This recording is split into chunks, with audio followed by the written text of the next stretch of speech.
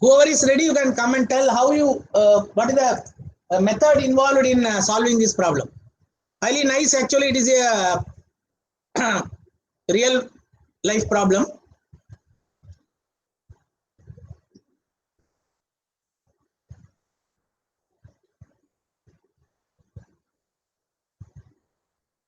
Anybody who is ready, you can come forward, please. We will have maximum 2 or 3 people. Somebody is telling that B is the better price. Mr. Basavraj, can you explain why? Hello, sir. Can I speak? Yes, sir. Please, sir, continue. Okay, sir. The steps that I'm not going to the calculation part. Just the steps that are involved. That we want. That we want only the steps involved we want. Yeah. First, he has to calculate the discount offered by the store A. Okay. In the first discount, because store A is giving 2 discounts. Okay. So next, the second discount has to be calculated on the price that is obtained after first discount. Yes. That is very important. Very important. Yes, right. And then subtract that from the price.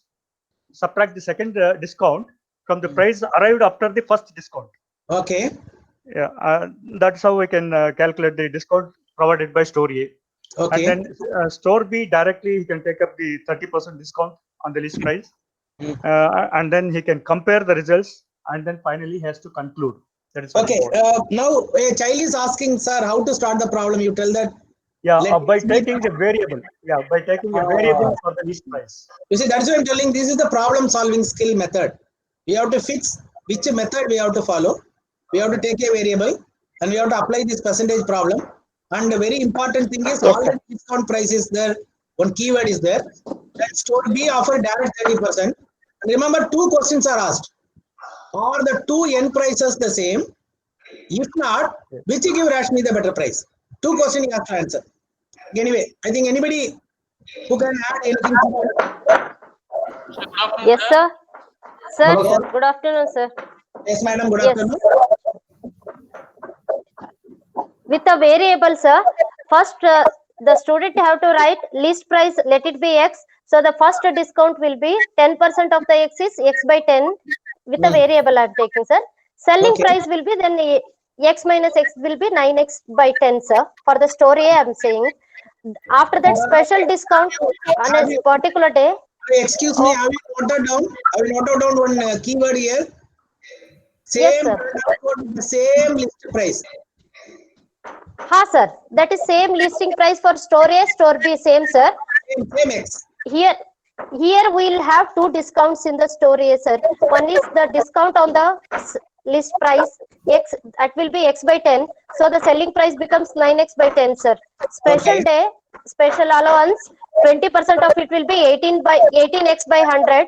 Then again we'll get the selling price as the 9x by 10 minus 18x by 100. So it is 0.72x, sir. Okay. Store B, completely 30% directly, 30% of x will be 3x by 10, sir, and the selling price comes to be 0.7x. So store B is better, sir. Okay. Because lesser price we get. This is the way the child has to be, because we have to be very careful with the keyword. Both are having the same list price. You should not have X for the first, you should not have Y for the second. And another keyword is there. After the 10%, this 20% is top on already discounted price, not on the original. That we have to be very careful. Okay. Anybody else? I think I can have one more person who can explain. Sir, one more, excuse me. Yes, madam. Yes. Shall I speak? Yes, madam, please. Okay. So, the main objective of PISA is making the child use mathematics even outside the classroom. So, why not, without bothering the child with variables, just take the cost price as 100? Quickly, you can arrive at the answer. That is why I told you. That is why in my presentation I told you that you have to select the, so many methods will be there. You have to select the best method.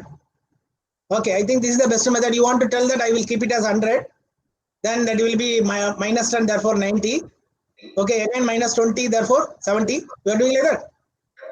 It's not 70, sir. Excuse me. Yes, It is sir. 27. 72 rupees and then 70 rupees in shop B.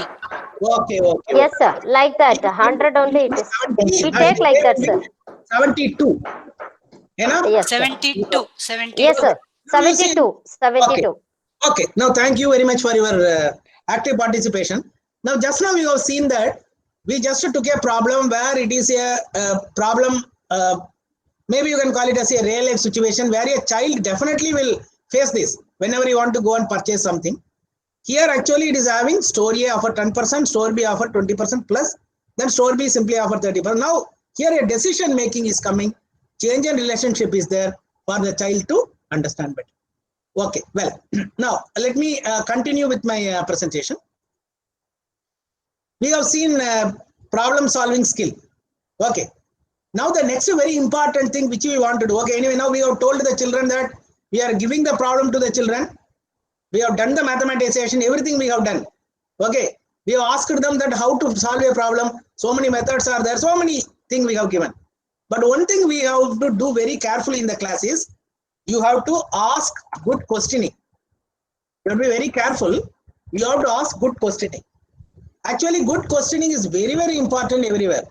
But actually, it is very heartening to say that in the classroom situation nowadays, the number of questions are minimized. The number of questions minimized in the sense that the child is asking the teacher only one question. Sir, is it over? The problem, is it over? Shall I write? Then the teacher will ask the same question, have you written? So these are the common questions in the classroom. Apart from that, we have to ask so many questions to the children. Not like that, sir, is it over? And not only that, the child definitely, whenever you start any topic, they will ask a very interesting question. Sir, for how many marks this will come in the examination? Do you know why they are asking like that? They want to just check whether it can be considered or not. Suppose if it is only for 3 marks, if they feel that it is very tough, they will think that, okay, these 3 marks I will not consider. Therefore, this good questioning is very, very, very important. Therefore, whenever you have framed one situation, you have designed the situation, you have decided that I want to ask a question in change in relationship. But remember, the question which you are asking should be a thought-provoking, critical thinking enhancing question. Let us see what you mean by this good questioning.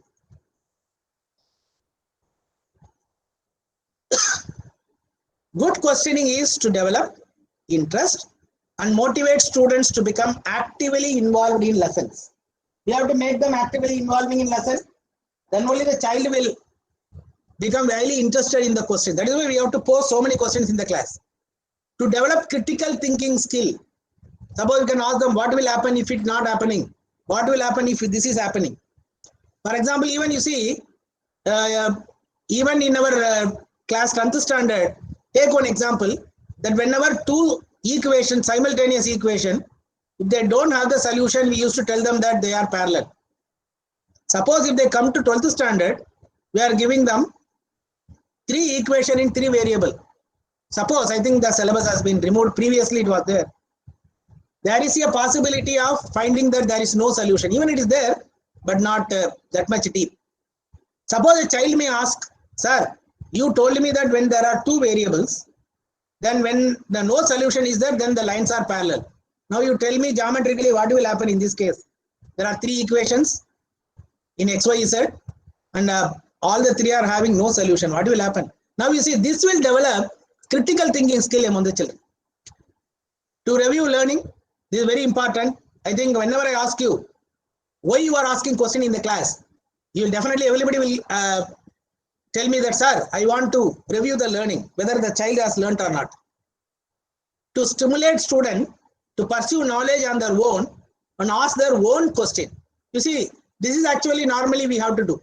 Whenever we are teaching a particular topic in the class, we have to stimulate them so that whenever they go outside, wherever they see, they will just connect that with the mathematics. And they will try to ask their own questions also. Okay. How to develop? Questioning to be developed. Align question to the learning objectives. You are having some learning objective. Please try to map the questions which you are asking. to the learning objective. A question should assess one or more concept. When you are asking a question, you should assess calculation, then taking decision. Question should be written in unambiguous, simple and clear language. There's no need to tell you. Question should rarely be framed in negative.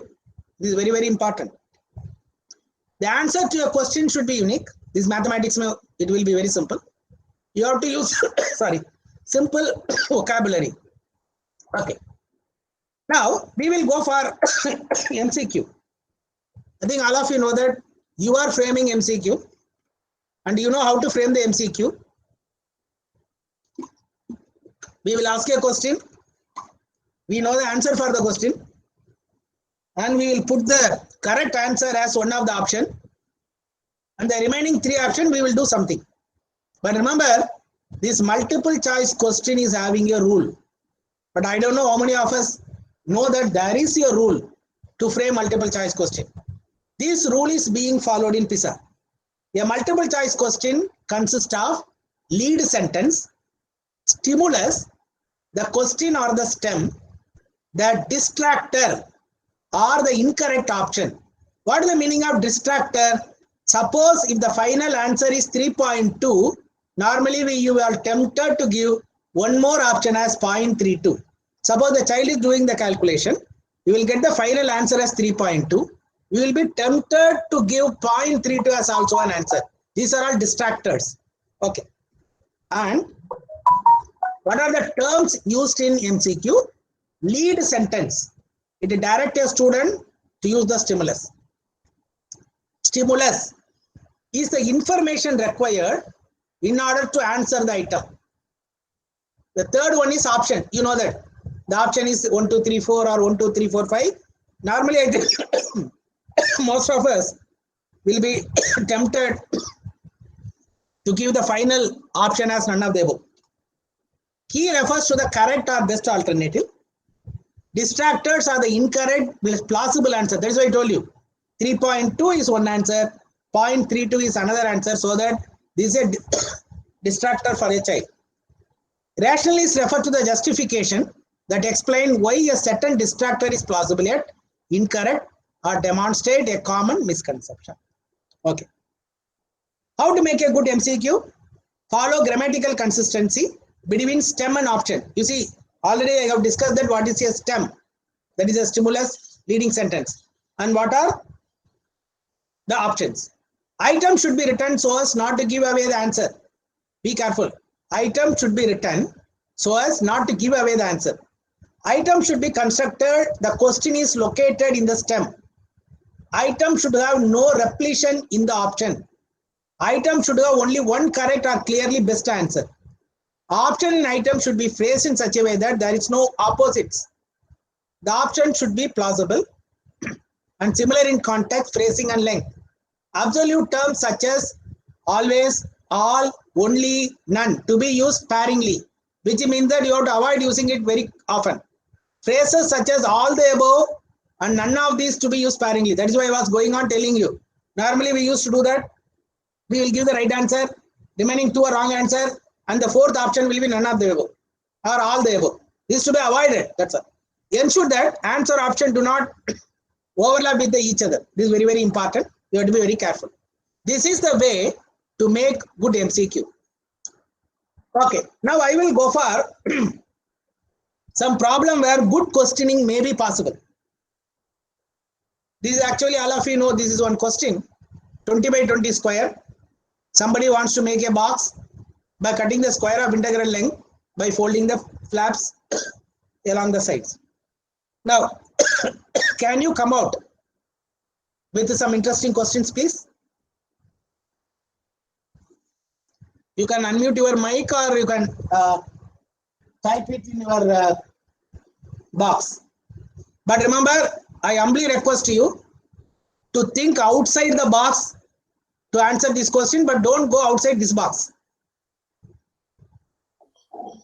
What is the surface area of what is the total surface area of the You want the surface area of the box form. box?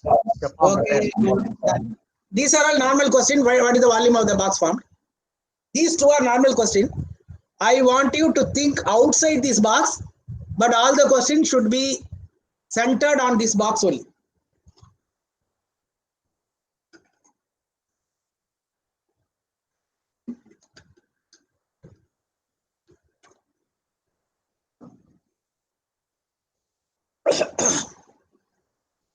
Anyway, we have discussed two questions. What is the volume of the box formed and what is the surface area of the box formed? I think this is actually there in normal. Somebody wants to add? What is the lateral surface area of the box? What is the? Lateral surface area. Yes, sir. This one actually we have already discussed. Either lateral surface area or Sir, one more thing, sir. box is having Sir, top. please. Box top. Apart from these two Sir, questions, please, I wish to. Sir, one more thing. Sir, what should be the length of the side of a square to be cut so that the resulting cube should have a maximum volume? This is also a normal question which is in class 12.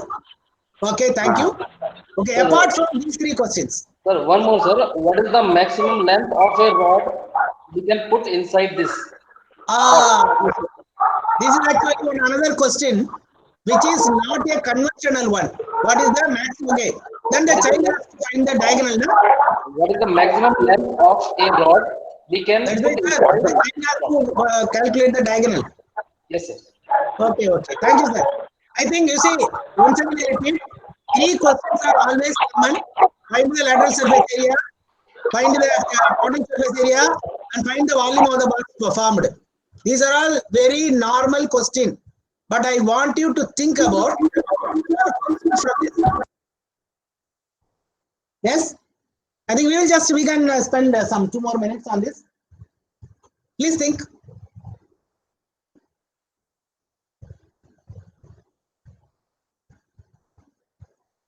Somebody was asking about surprise element. Or you can add some surprise element to this also. Here also.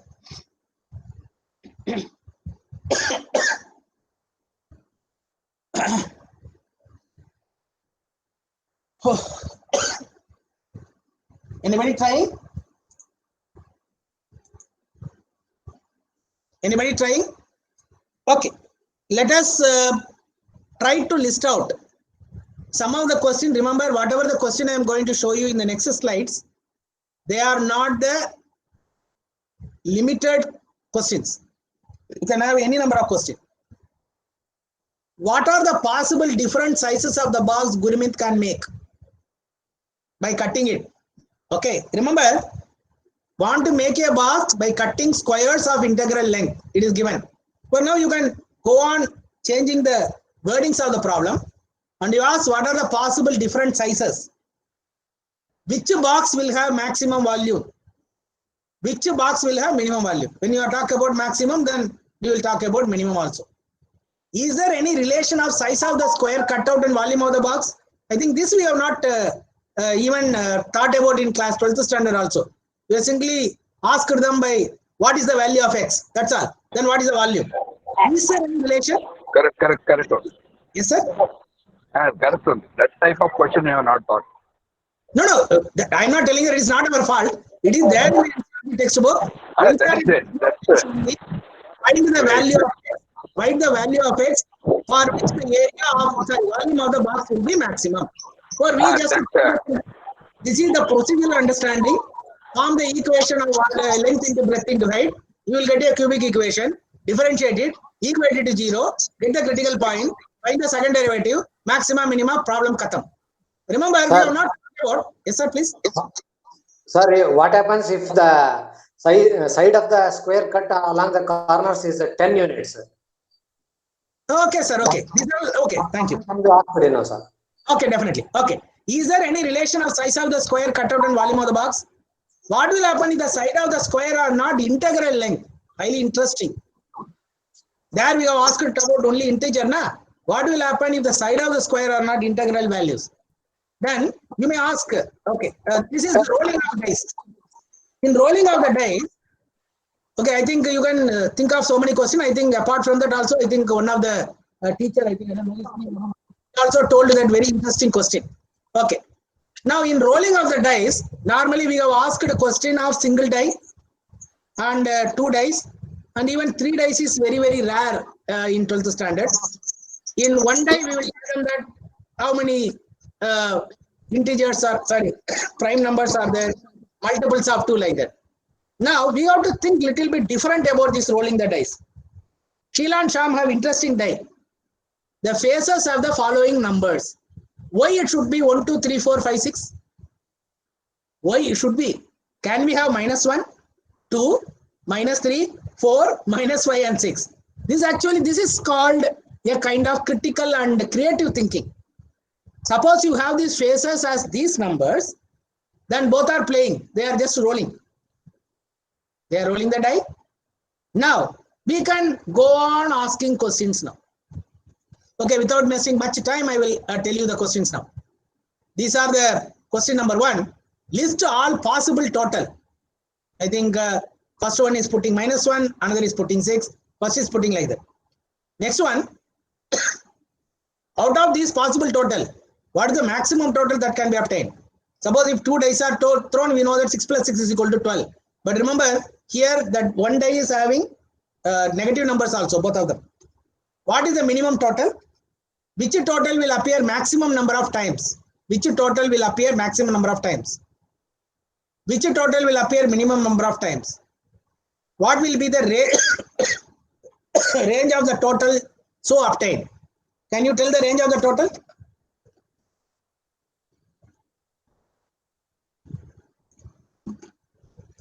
You want to see the die once again? What will be the range? Range means what will be the minimum, what will be the maximum?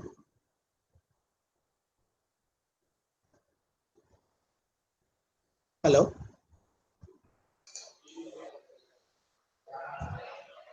What will be the minimum, what will be the maximum? Both the dice are to be added, okay? It is 11. 11 is the maximum. 6 plus 6 is not the maximum. Sheila also 6, Sham also 6. No, I'm just asking you. Sheila also put 6, Sham also put 6. They are rolling actually. Both the die they are throwing and adding the value. So what will be the minimum value?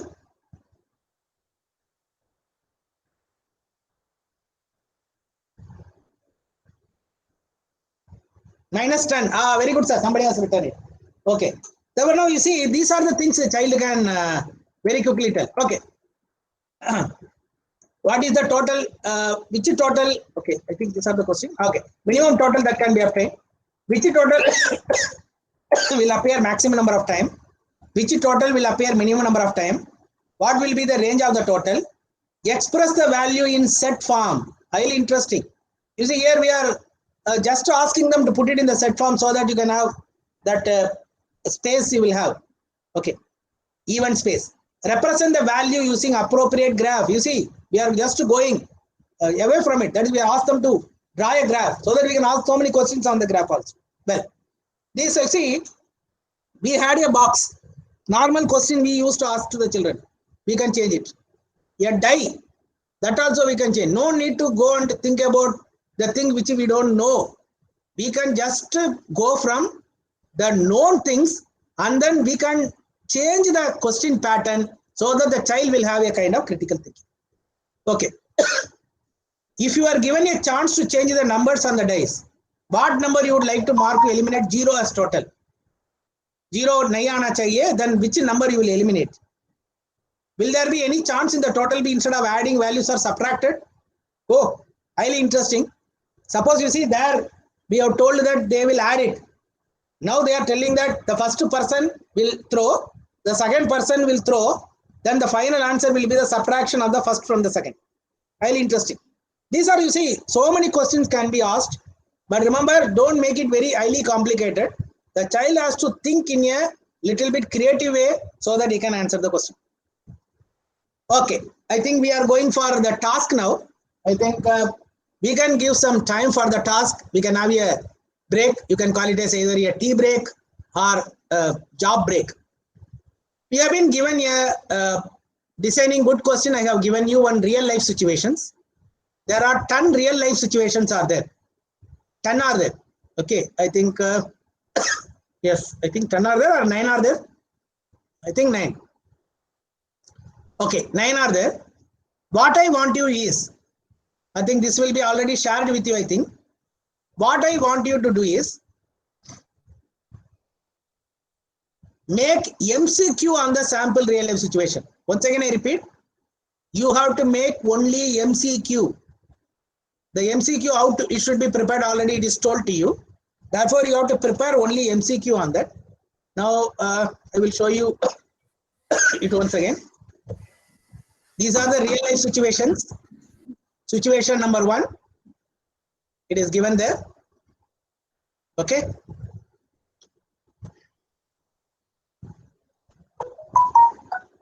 Then situation number 2. Remember, I don't want you to frame questions. I want you to frame MCQ questions only. Minimum 2. There are 9 questions. What we will do is, we will leave the question number 9 to everybody. You can have this question number 9 later. The situation of this gas supplying high and low pressure gas cylinders. Let us take one group each, one question. Number 1 to first group, number 2 to second group, number 3 to third group, and so on. 8th question to the 8th group. Please prepare only MCQs. I want you to prepare minimum 2 MCQs and be presented.